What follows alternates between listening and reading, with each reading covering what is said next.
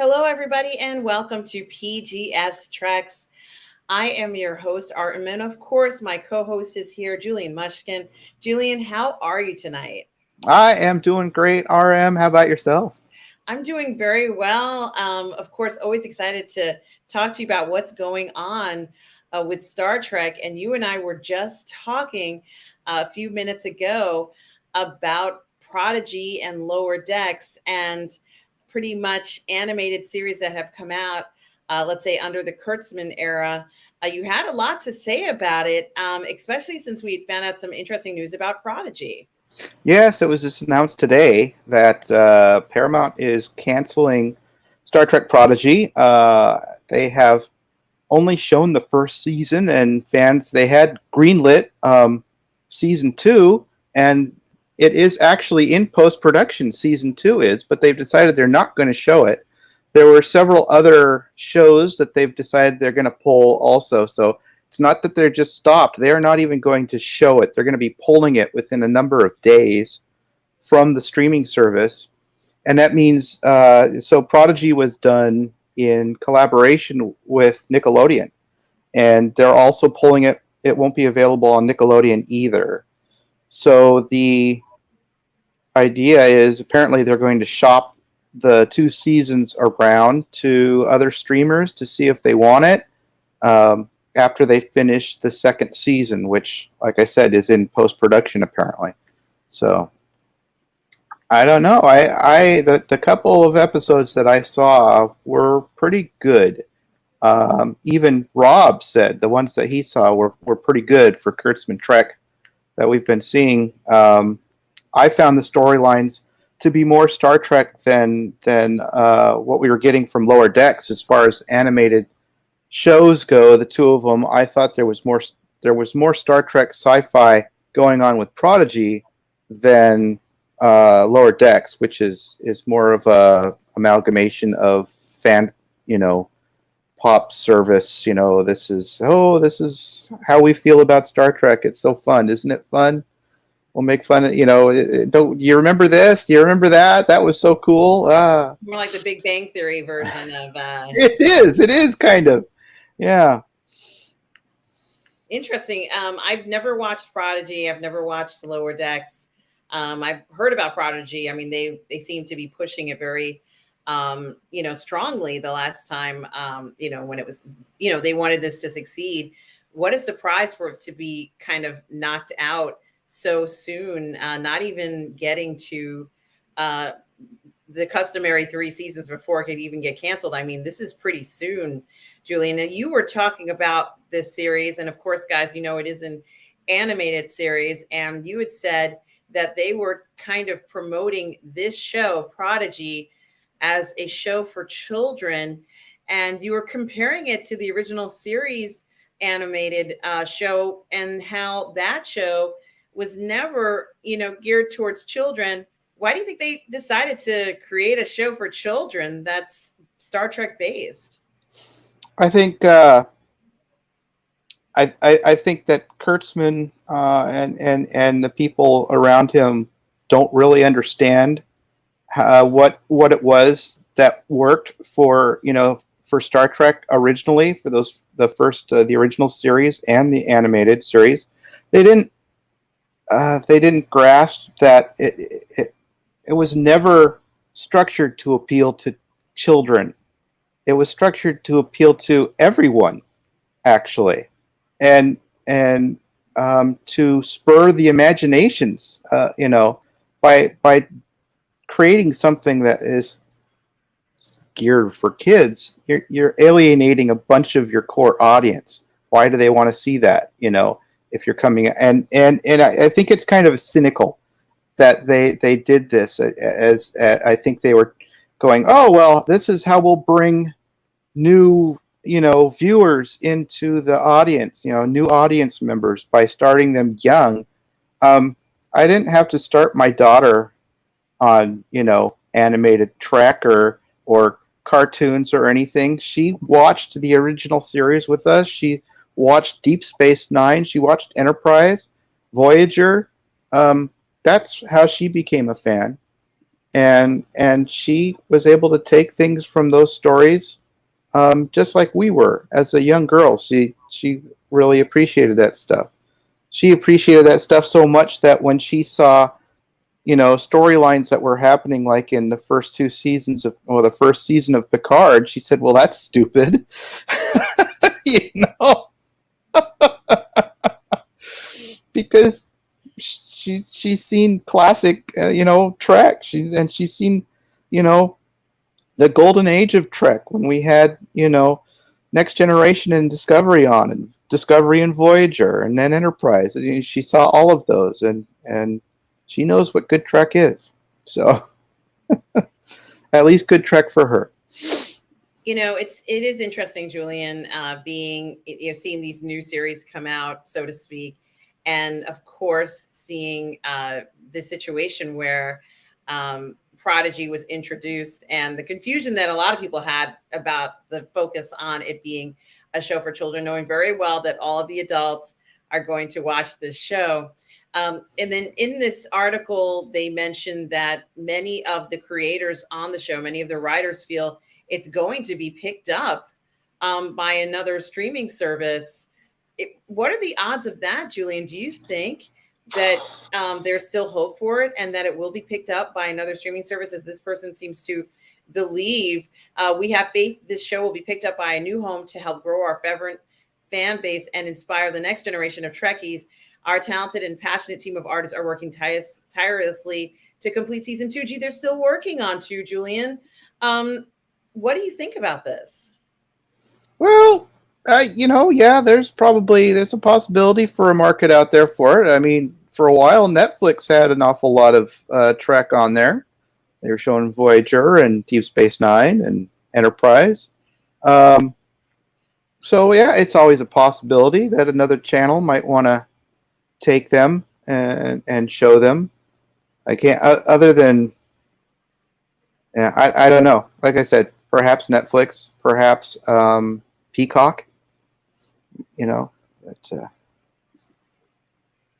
I don't know. And because Janeway was in this series, I guess it says we are staying positive and hopeful that our amazing fans will get to see it soon. Janeway would never give up, so why would we? Is she in the series? Yes, her. So Kate Mulgrew reprises her role as Janeway in the first season, at least. Well, in the first half of the season, she is a hologram. She's a training hologram on the ship that these aliens find. They come across the ship, and it's empty. It's like apparently something weird. How I can't remember. I don't know if they even discussed how it got there, but for some reason in their area of the galaxy, they find the ship. It's totally empty. They get on board. They use it to escape a situation that it was not well for them. So they escape, and the only alien originally that one would recognize when it starts out is that there is a Medusan with them that is in kind of like a what would you say, an environment type of suit, so that it can get around. So that's the only species from the original series, or that from Trek, but the rest of them were all new types of aliens that we'd never come across before. And I thought it was a pretty good show. I didn't watch all of it. I guess it wasn't good enough to draw me back to watch it on a regular basis. But one was thinking, well, it's always there if I want to, and now it's not going to be. So guess I'll bear that in mind next time. Certainly, and that is not surprising, because I haven't necessarily heard astounding things about Prodigy the way I've heard astounding comments about Picard season 3. So there hasn't been that response to it. And certainly knowing that we haven't heard a response like that, nor has anyone come up to me and said, you've got to watch Prodigy. I'm just have to say that it's disappointing. Maybe it will be picked up by another network. Who knows, Julian? We just don't know how they're going to work this out. But the sense or the feeling that another network might be interested in it. Sure, another network might pick this up. It's got the Star Trek name on it. They might be very interested in showing this on their channel. Who knows, Julian? I don't know who, but who knows? Someone may go ahead and gobble this up. Now, interestingly enough, you and I have been talking about other news that's been going on. And it seems like a lot of the news going on really has to do with Strange New Worlds. But you also mentioned a book called A Stitch in Time, an audiobook. Is this the one you're referring to, Julian? Yes. Okay. Yes. And I'm going to share the screen for that one if I can get my act together. Yeah. Okay, let me try it this way. You mentioned this book that's coming out. Certainly very interesting to see once I minimize all the stuff. Star Trek Deep Space Nine, A Stitch in Time audiobook narrated by author Andrew Robinson arrives in August. This looks amazing, Julian. What have you heard about it? I actually haven't heard much about it. I became aware of it when Andrew Robinson was on the Shuttle Pod show with the guys from Enterprise, and he talked about it and how he was kind of excited about how the book was going to be coming out. And so I was like, oh, I might have to look that up. And here's the news on it right here. So that's kind of cool. I'm interested in taking a look at this, at least maybe reading the book. I don't know. I'm not big on audio books, but who knows? I suppose if it's in Audible, maybe I'll pull it up that way. I've got a bunch of credits in Audible, so. Yeah, that's excellent. I'm excited to see what this book is like. As you know, I love audiobooks. So this is perfect for me because reading is difficult. Or at least it's become more difficult, let's say, over the past few years. So yeah, that's great that he did the narration, made sure that it was available on audiobook. So many people want to hear those audiobooks, and he is catering to that for people like me and for many of us who just the vision is not what it used to be. So it allows you to kind of rest your eyes but still enjoy it. I'd like to hear what his narration sounds like. I don't have an example. I'm sure you can go to Amazon and maybe they might have a little preview, or Audible might have a little preview, and it says, over 2 decades ago, Pocketbooks released Star Trek Deep Space Nine, A Stitch in Time, focusing on the character of Elam Garak and written by the man who played Garak, Andrew Robinson. The book is set after the events of the series and was very popular, but it never got an audiobook adaptation until now. So this is wonderful, Julian. Maybe we'll add this to our list. Oh, yeah. It looks amazing, certainly to hear him narrate it. And I had never heard of this book before, so this is another book that I'm really excited to learn more about, Julian. And I'm so glad you brought it to our attention. Certainly something there. And of course, Julian, we can't go continue the show tonight without talking about Strange New Worlds. And certainly the Strange New Worlds episode 2, where we see an actual trial, Julian, and it looks, it's like sort of this legitimate case, hopefully, so that our number one can come back. But it was actually felt like a little bit more than that. It seemed like there was this desire to defend or to rewrite the notion of what it means to be genetically enhanced. And in addition to that, and I don't know whether this is an episode that has already been shown in another season or another time, but I was kind of curious as to whether it had. And in addition to that, there is a legitimate court case that we see. We see people in court, and many of the officers that we know and love are pulled to the forefront. There's the captain handling the air in a place where normal humans can't breathe, but he absolutely has to get in to speak to and see Una, What did you think of this episode, and were you surprised at the risk and the, you know, determination of the captain to get this attorney for Una? I was not surprised. I appreciated the episode very much. Of course, it joins the series as a court drama episode. It is in an illustrious family with a lot of other Trek, where we have court martial on TOS. We have Measure of a Man in Next Generation, and these are all, specifically Measure of a Man, which kind of sets the template for what's going on with this one, which was trying to decide how we deal with sentient creatures, whether they are organic or non-organic, and deciding that Data, as a sentient creature, has his own sovereign rights to his body. He has is able to make the decision what gets what he does. He's not a piece of property. He's not a toaster.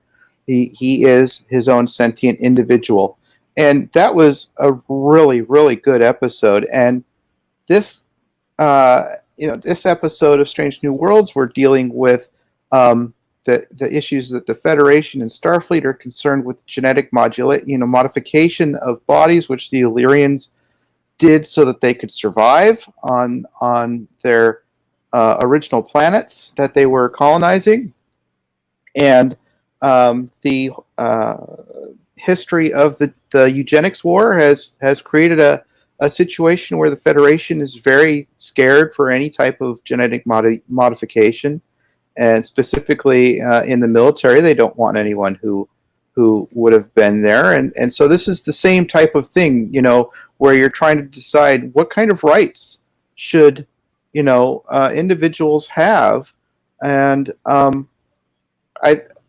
it's used as a counter to an awful lot of current issues that we have in our society over things we've had to deal with in the past, whether it's race, religion, or sexual identity, gender identity. All these type of things is kind of, you could see that it took its cue from a lot of those issues that we're dealing with now, and I think it handled them very well.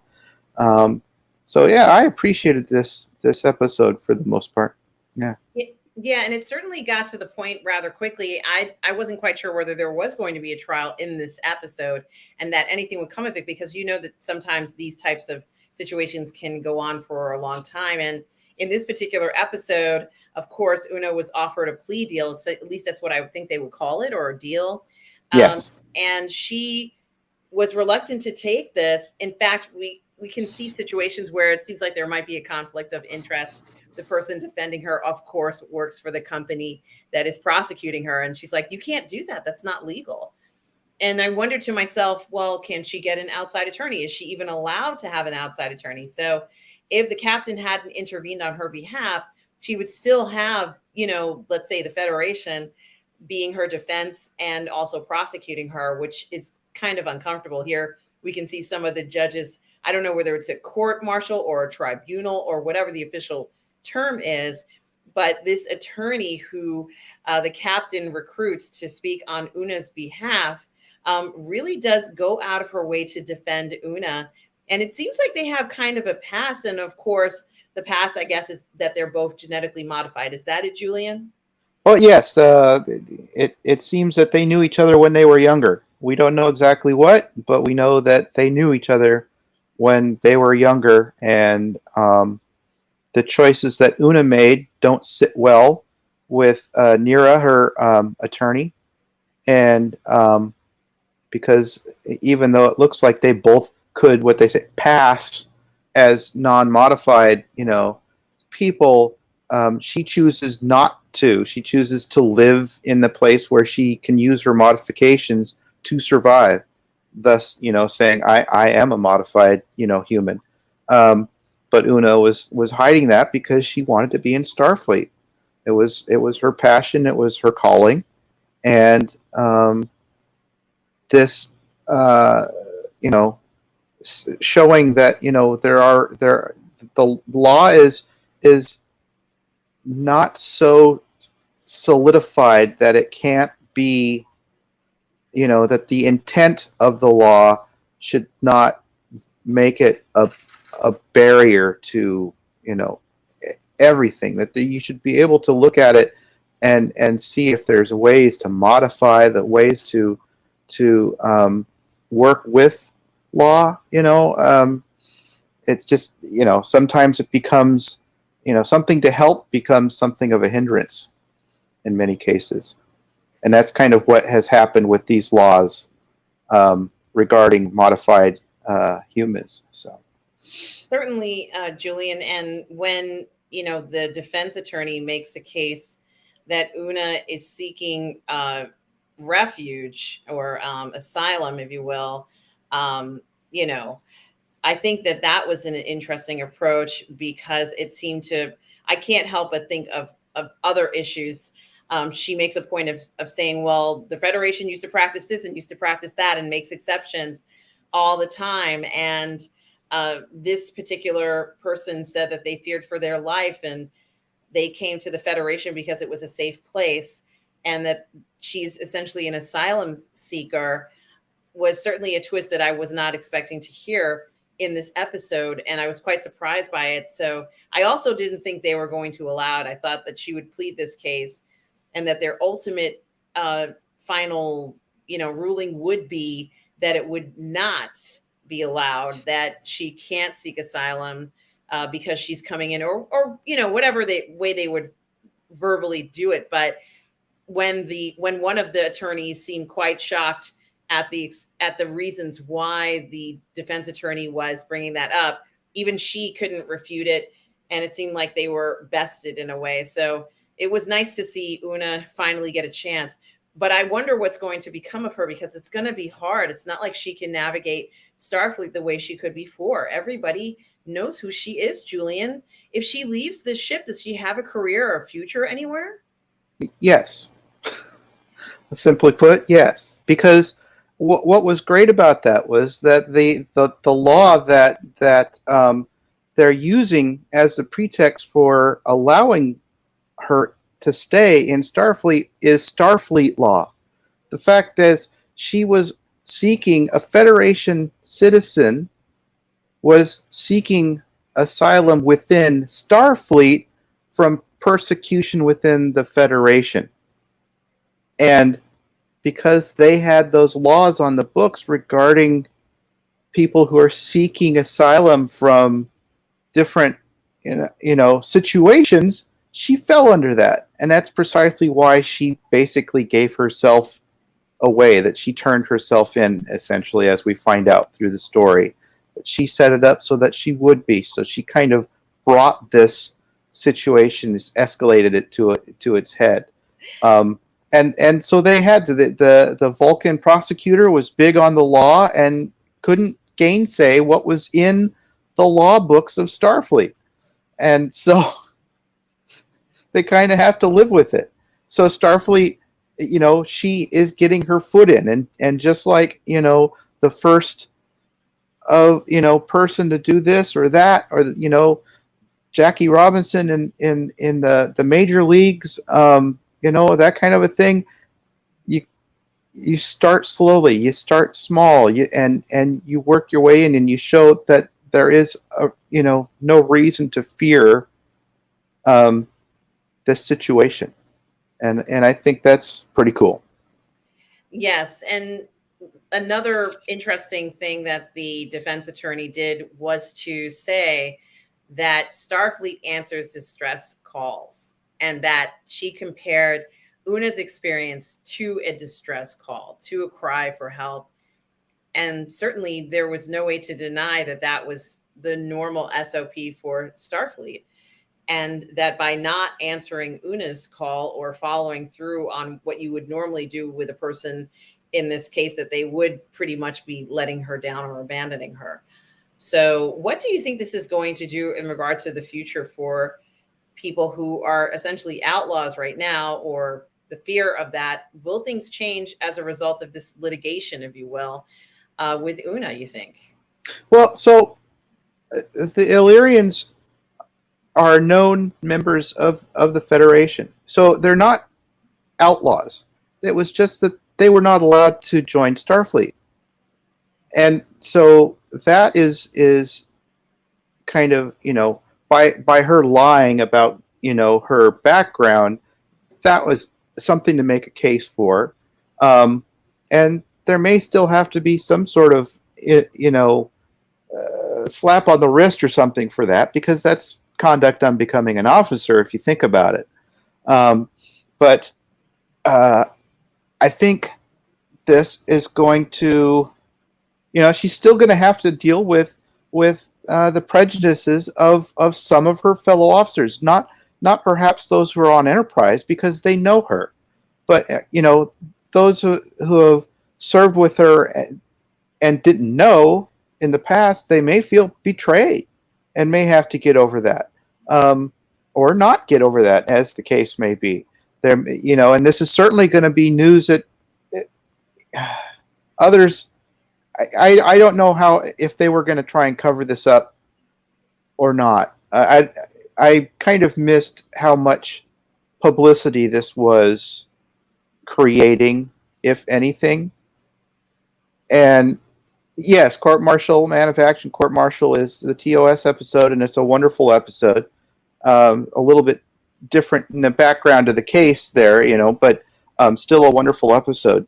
And Rob has suggested that the gal who played her attorney in this should be given, maybe there should be like a Trek law show where because Samuel T. Cogley, who is the defense attorney for Kirk in Court Martial, is alive in this time period, and they would be great for them to form a law partnership or something, perhaps. I think he makes a good point here. It says at the bottom, "I'm busy. Why don't you call Samuel T. Cogley?" As you said, Julian. But I would watch it. It's Law and Order in space. And I'd watch it. It would be very interesting to see something like that. It'd be like, I guess, the way JAG was on the air for the military. They could situate it at Starbase 47 in Vanguard Station. That would be perfect. I could see it. I would enjoy it. So that would be great to see something like that.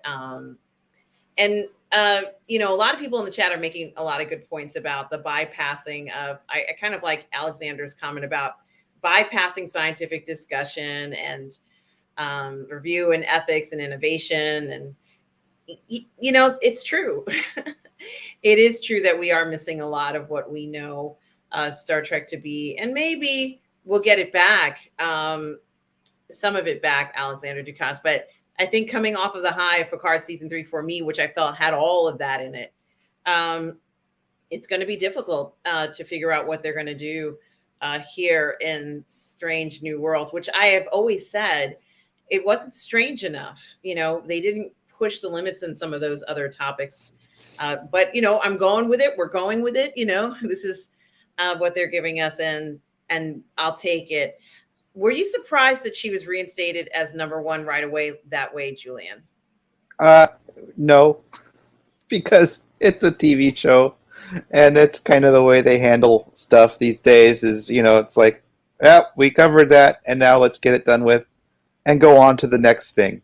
So no, I wasn't surprised that it, oh, how convenient that it's all done and we're all back, and everybody's like, oh, welcome back to the ship, and of course they are, and they make this joke about, well, if everybody's here, who's driving the ship? And it's like, oh, for F's sake. It's like, how many people are on the ship?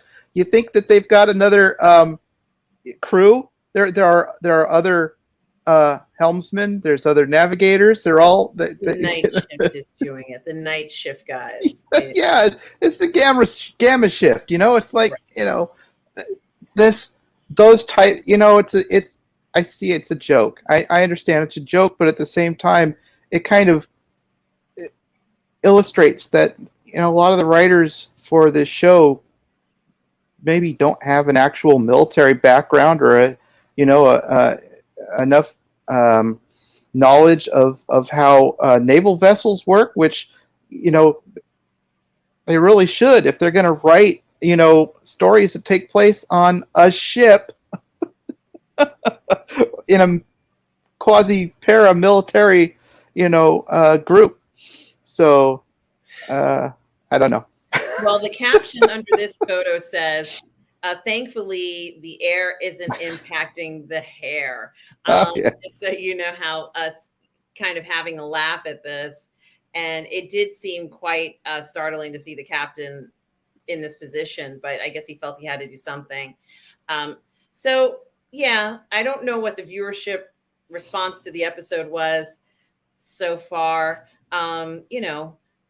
Let's see how finally when people do see it, I guess after a week or so, what people are thinking about it. But it was episode 2, Julian. This is Strange New Worlds. Still not strange enough for me, but we are watching it. And, let's see what happens with this. Now, Julian, I was going to say that I am still playing Star Trek Online, although I haven't played for a few days. And I'm enjoying Star Trek Online. And the category that I'm playing in is as the original series. So I've always wanted to play in the original series. So yes, you're a Vulcan, right? Yes, I am a Vulcan and I'm enjoying it. I might play tomorrow when I have more time, especially. But I did want to mention it, that I am playing the game. And I also wanted to mention that you and I are still reviewing Harbinger. The book Harbinger, Star Trek Harbinger, and we're doing 2 chapters. I don't know why it doesn't say it in here. Is it 8 and 7 and no 8 and 9? We did 7. There was an awful lot of things that happened in 7. Yeah. So I couldn't remember what it said on our I can't even read it now. Okay. I don't know why I couldn't read that. But let's start talking about some Harbinger. Certainly a lot is going on now. Things are not sort of slow anymore, Julian. yes, it's ramping up. From the last the last chapter, the USS Bombay needed to get repairs done real quick so that they could get a sensor shield out to the Ravnar station. And so a lot of their repairs were not fully completed by the time that they were on their way shipping out. Tim Pennington, the news reporter who was having an affair with the helmsman of the Oriana, D'Amato, who's the helmsman of Bombay, goes down to the gallery to watch the Bombay leave, and naturally, of course, ends up being near Robert D'Amato, her husband, and it's a near dicey thing. He doesn't reveal what's going on, but he's like, I got to take care of this situation because I don't want him finding out. And part of him was almost wanting to say, hey, yeah, I've been sleeping with your wife, but he doesn't. And so that happens.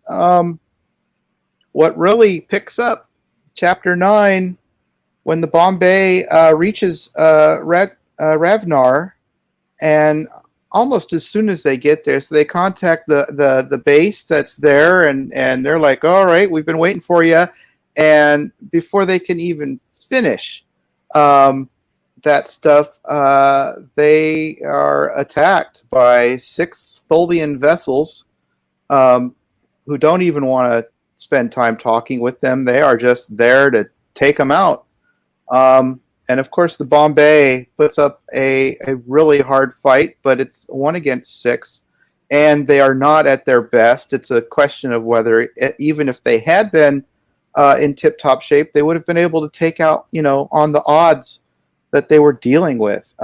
As it is, as systems start failing all over on the Bombay, they do manage to take out 4 of the Tholian ships before they themselves self-destruct, and the self-destruction is part of what takes them out. I was kind of surprised that they did that. So I was like, wow, we just got to know all these people, and it's like you just taking them out, and that was kind of difficult. It was hard, but they were, especially Oriana. I mean, they were Starfleet officers to the end. They knew what was going to happen. They knew what they had to do. It was their Kobayashi Maru, and they performed excellently, and did what they had to do to the last. It was very stirring for me to read Yeah. that. Yeah, that chapter where they suddenly realize that they're the only ones who are essentially can fight the 6 ships. And then at first it seemed like they were using evasive maneuvers. And that made sense. And it's like, oh, we're trying to use evasive maneuvers, we're trying to get out. And then it seemed like because they had to use evasive maneuvers, they were not in a position to go to warp, to leave. It was, ideally, I don't know whether they thought they were going to be able to get out of there. But then suddenly the captain came to this realization of, well, you know what? We have to do everything we can to stop them from doing what they want to do. And it was at that point, the idea that she would initiate, she did a lot, but the idea that she would initiate a self-destruct in order to do that was something that I didn't know she would be doing. I wasn't expecting her to do that. And, hearing, the poor crew members, let's say on the bridge, I guess, who were bloody and battered, and realizing that this was it. This was really the end for them, was done so well. But very shocking to see this. I wasn't expecting so many people to perish in this way. And certainly, her husband is going to be devastated. Pennington wrote an article that exposes or tries to, I don't know whether it's a tabloid. I wasn't quite clear whether this was a tabloid he's writing for, or whether it was a legitimate, high profile, news media or venue or whatever it is that he's writing for. But he wrote something that paints the death of these 2 people in a bad light and makes Kirk seem, like he did something wrong. And that also was very surprising, because does he run into Kirk at some point, or there's something about it, or somebody gets angry about once they read it, and they're pissed off about this. Yeah, he actually seeks Kirk out to ask him questions because he had seen the report, or had seen things about it already. He works for at the time he's working for the Federation News Service, so it's not, he's not working for like the Daily, Planetary Globe type. He's not working for a scandal mag type of thing. He's working for a legitimate news service, but he's trying to come up with leads for stories, and to make his name, and he thinks he's got something, because there's always, it's like, oh, the military, they've always got, they're trying to hide secrets, and let's see, what happens here, what's going on with this, why aren't they being, open about what actually happened in the deaths of these 2 officers, And there was, I guess, someone came up to Kirk and said, I don't think it's because there were these anonymous eyewitnesses who spoke to Pennington. And we saw in the previous chapters that he decided to speak to maybe non-commissioned officers on the ship to get the information. away from the more high profile officers to get, what people were kind of gossiping about. I don't know if it's really gossip, but let's just say stuff that they would say before, a senior official would say it, or anybody on the crew. So when after Kirk read it, and then they made a point of saying, oh, billions of people could possibly see this article. Like, that's a lot. We thought social media was bad. Like, this is the worst thing ever. Everybody in the galaxy is going to see this article. And I think it was Scotty who comes up to Kirk and says, it wasn't anybody on my shift, like none of my guys spoke. He cleared that up right away. Just like, don't even think about any of my guys. None of my guys would do this. I'm just letting you know. I don't know who spoke to them. Oh yeah, he was quite incensed when he saw the article. But one of the things that was nice about it was that Kirk reflects about it. He really, that's one of the things that we like about Kirk, is that he is not a martinet. He's not one of these guys that comes in and says, you're going to do it this way because I'm the captain and that's it. He is that one who is a self-evaluating and wants to improve and be the better, guy as he grows. And so it brings him, we have this moment where he's wondering, did I do the right things? Did I do everything that I could? And that's what we like about Kirk, is because he has these moments where he self-evaluates and tries to make sure that he is behaving at his best. So I think that those are wonderful things about our characters that we like so much, is that they are not just these two-dimensional characters. That we haven't. Have we seen Uhura in the book yet? I can't remember if we've actually seen her show up, but I'd have to look. I don't remember. Yeah, but one of the things I liked about Strange New Worlds, what in that last episode, was where Luan asks Uhura to do something to try and find out how this information about Una got out. And part of it involves her going against the rules, and she says, I'm not going to do it. Yeah. So I'm not going to be going in someone's personal logs either. I don't want to do that. Yeah, but I mean, not only that, but it's it's against the rules for them to do it. She could seriously jeopardize their careers, and she's like, I'm not even going to put us in that position, and you should know better. We're not going to do it. I'm not going to do it, and that's one of those first times where watching Kurtzman Trek, where I was like, here's bridge crew, here's officers behaving the way they're supposed to behave, in situations like this. And I found that refreshing watching the Strange New Worlds episode.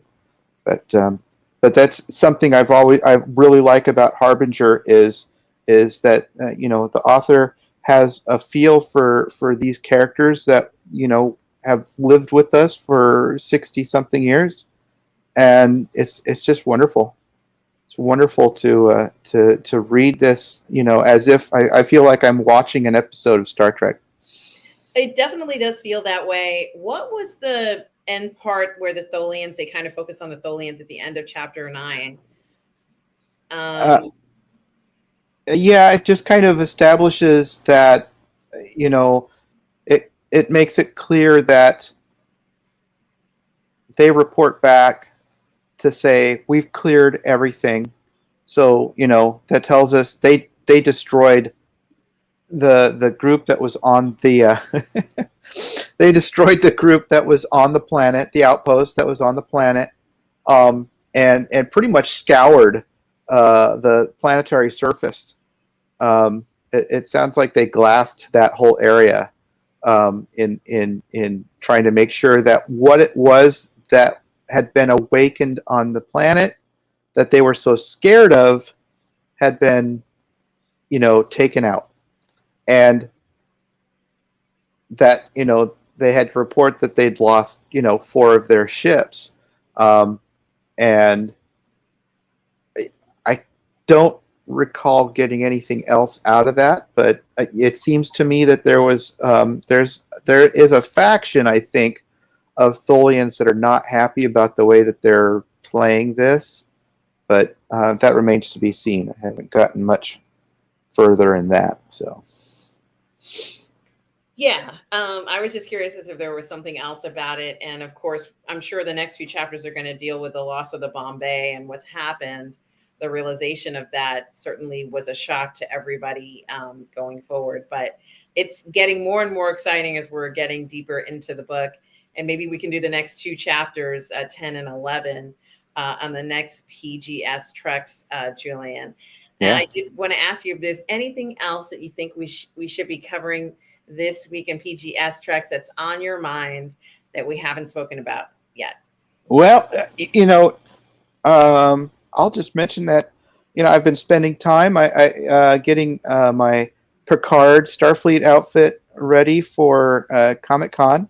I've gotten I took a shot at hemming the pants, which, for better or worse, they turned out I'm happy enough with them, and because they've got these open wedges down on the bottom, and on the outside of the pant there's the red piping that goes down also, so that was kind of a pain to deal with, but I got the top back from my tailor, and it is awesome, and I just have like a few pieces of Velcro subatomic adhesion surfaces to put in, or is it magnetomic? I can't remember. Anyway, some Velcro so the piece will fit just right and stay on. And I happen to notice that there was a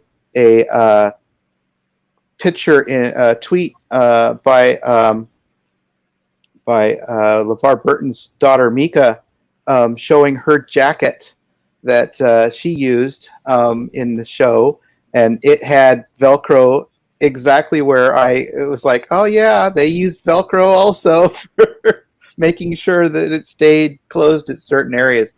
So I got to put that in, and that one will be ready, and I'm excited about that. But beyond that, some of our viewers may be familiar with the Inglorious Treksperts, the podcast by Mark A. Altman and Darren Doctorman, and it's been going for several years. Our vaunted leader, Rob, has been a guest on their show very many times.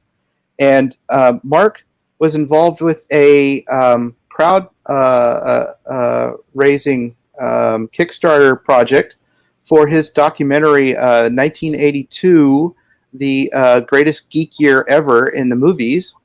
And they've finished that. And I was one of the members of the fundraising on that. And part of my perk for my fundraising was that originally I would be able to go and sit in on a recording of the Inglorious Treksperts when they recorded up in LA, except that because of COVID, they're not in the studio anymore. So they've been doing their shows via Zoom meetings, and so all of us who getting that perk for being involved with watching a behind the scenes of them putting an episode together are doing a Zoom meeting with the Inglorious Treksperts this Sunday in the afternoon, and I'm kind of excited about that. I don't know how involved we will be as actually being on the show itself, the podcast, but we're going to talk a lot about, our favorite movies from 1982, and of course, The Wrath of Khan, one of the greatest Star Trek movies ever, was out that year, and I'm sure we'll be talking a lot about that. So I don't know when the episode will air, but I'm looking forward to being involved with that. That is so exciting, and I'm really happy that you're able to do something like that. That's amazing, Julian. It's always so much fun to be able to do those streams, and I'm not quite sure Yeah, that sounds amazing. You think there will be a lot of people who want to be on that stream, Julian. So you're trying to figure out how they're going to do all that. Is that it? Yeah, so I don't know how many other funding categories had that as one of the perks. I know mine, the one that I did, I think only had 5 or 10 people, of which I was one of them. So, but I don't know if any of the other categories had that as a perk as well. So I don't know how many people will be in on this Zoom meeting. So I see what you're hopefully, saying. yeah. Yeah, I totally understand what you're saying now.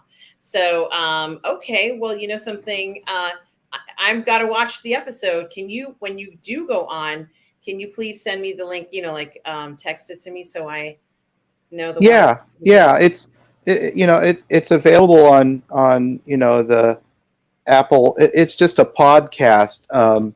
So, but what is that? The electric. I can't remember the production company that they do their shows under is run by Dean Devlin, who's the producer on the original Stargate Mhm. movie, and the Librarians, which is a series that he ran with Noah Wiley. Was that his name? I can't remember. Wiley, you mean? Yeah, Noah Wiley, who Hmm. was on ER. Wasn't that the yeah? But